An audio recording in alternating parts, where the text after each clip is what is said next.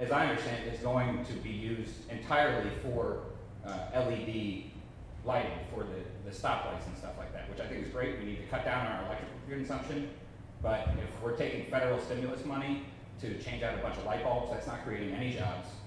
You know, that's not making a lasting commitment to the neighborhoods and the communities that federal stimulus money was intended to serve, you know?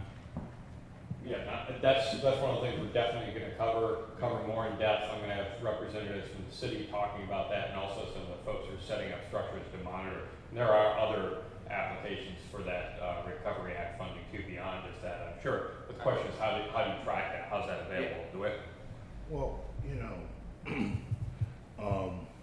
I think that from my perspective, and I know Kahari have views as well.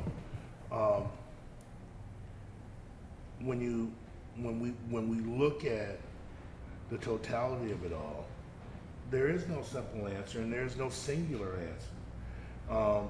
It's going to take a host of people continuing to work and to try to move a progressive agenda forward. It's a work in progress. There's no silver bullet. When you look at the ARA dollars, all of that money has to be spent in 18 months. Kahari and I talk all the time about we can't look at this in an 18-month window. We have to look at this in a 5 and 10 year kind of time frame so that we can understand what we can do over the next 18 months that will lead us to where we want to be in 3 years and 5 years and 10 years. We have to put in place, use the resources that are available to put in place an infrastructure to get us to where we need to be.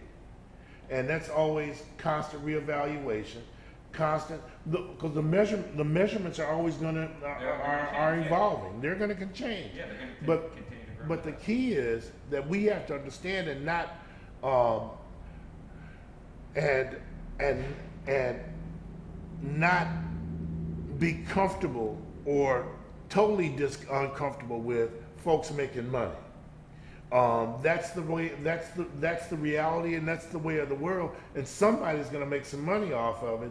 We just have to make sure that folks that live like us, look like us, and motivated like us have an opportunity to flourish as well. That it can't be a top-down kind of growth and growing wealth. It had that folks, the have-nots, have to become part of the haves.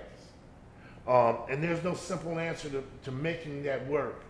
It's a multifaceted kind of process, and we just have to collectively use our will, use our intellect, and our sense of what's good to make it work. You know, I wish I had a singular answer, because, like, again, we all have differing agendas, and that's okay. But we just have to find that common ground where there's some commonality and work on the pieces that we have in common, and agree to disagree about the stuff that we don't have in common. I don't know if I said it right. Yeah, I think from my perspective, and seeing the ongoing challenges, with making this real and understanding that as big as the opportunity is, I think that's as big as the challenge is, to make it real and get it to the scale that some people have talked about, like such as Van Jones, whose book I think is so important to, really getting people to picture the vision. I think, one thing is just about diligence, about, just working so hard and trying to do as much research and really trying to draw from models around the country. I mean, I think there's some places around the country that are getting it right. I mean, I think Portland's, weatherization plan, I think 100,000 homes over 10 years. Then they're gonna hire like 12,000 people, have made some historic commitments between the utilities, the city, organized labor, and community groups to not only ensure that they're good family-sustaining jobs, but also making sure that people from neighborhoods in Portland that haven't had an opportunity have a certain level of priority and access to those training and employment opportunities. And that's probably, one of the most progressive agreements in the country, and that just happened a couple weeks ago. So taking victories like that and trying to replicate those around the country, as well as, just try to use as much innovation and creativity as possible. And that's why, I go back to, those guys from the 1890s that in many ways, obviously were extremely flawed, and, their motivation, isn't our motivation, but kind of taking that same spirit as folks messing around with combustion engines and the Bessemer process and trying to figure out, how to go from an agrarian economy to an industrial economy. We're similar in that way, but, what we're doing is so much bigger because, we're trying to figure out, how to go from the combustible engine to something clean at the same time thinking about, also what is going to be the impact on the environment, what is going to be the impact on people. And we, from definition, consider, a green job only could be a job that's family sustaining, that truly, has a positive impact on the environment. $3 an hour green jobs aren't really green jobs. And that's, a principle, that we want to stay to. That's a principle we want to hold people to. And also just, with me and DeWitt's experience, it's really hard, when we talk about trying to create pathways out of poverty and help folks who haven't held jobs in years. Like they might want a job, but if you haven't had a job, in 10, 15 years, you have some barriers to employment. And it's really hard trying to build those pipelines for folks, no matter how hard they may want it.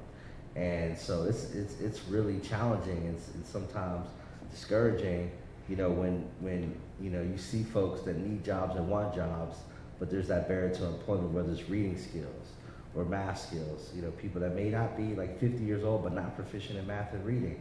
So we have to work really hard and be really creative to really figure out how these pipelines could work and what the training program looks like for those types of people, because we want to create opportunities for them too. So, just back to your point, we're trying to draw from any successful model, big or small, that exists in the country, as well as, every night, trying scientists experimenting, if something doesn't work, we got to go back to the drawing board and try the next thing, because as big as the opportunity is, it's not a slam dunk.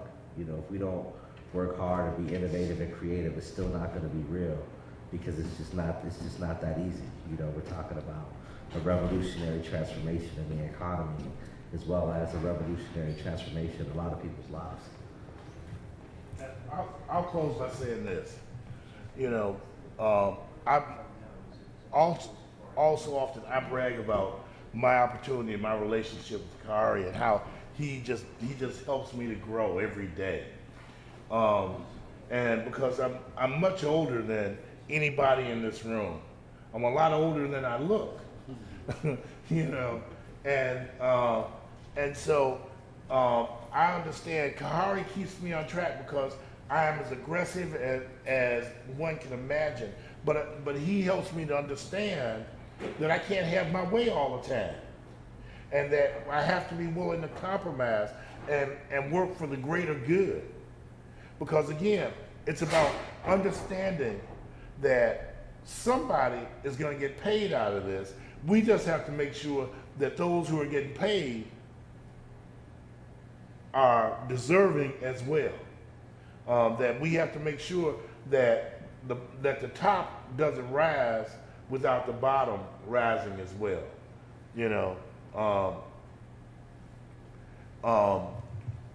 There's a lot of work for us to do, but there's a lot of opportunity, and we have to take advantage of the opportunities that present themselves at every turn. It's folks like you guys that are gonna help us get it done. Thank you, DeWitt. Perfect entree, perfect to close here. Thanks, Kahari Mosley. Thanks to DeWitt Walton. Really appreciate your expertise and time and consideration. So I want to close by taking a couple of minutes just to make sure that having don't